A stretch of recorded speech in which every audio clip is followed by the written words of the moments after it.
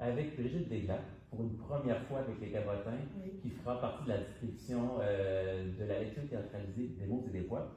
Alors, Brigitte, j'aimerais savoir, toi, de ton côté, combien de textes as-tu à lire? J'ai 3 textes à lire en entier et j'ai des petits bouts dans 2 autres textes. OK.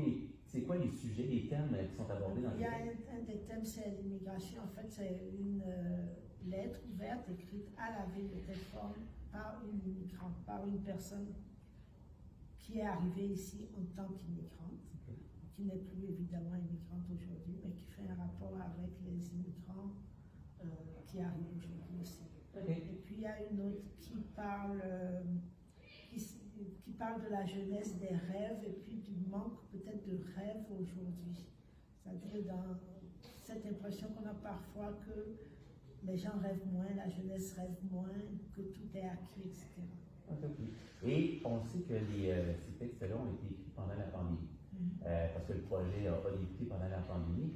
Est-ce que, soit dans tes textes ou dans les textes des autres comédiens, est-ce que tu ressens qu'il y a des éléments qui ressortent puis qui font référence un peu au fait que ça a été écrit pendant la pandémie?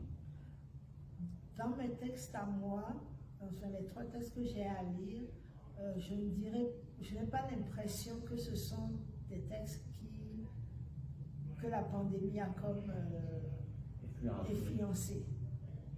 Peut-être que les gens ont pris le temps de les écrire parce que c'était la pandémie, ils avaient peut-être plus de temps et tout ça, mais je ne pense pas qu'ils aient été influencés. Par contre, chez les autres comédiens, il y a des textes qui sont vraiment des textes qui vont vous chercher, comme, je ne sais pas moi, le harcèlement, enfin plein de sujets comme ça, qui vont chercher comme une blessure que les gens ont eue.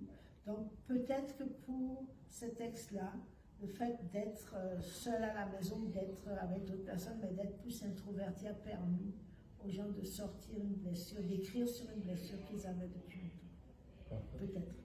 Un gros merci. De rien, merci à vous.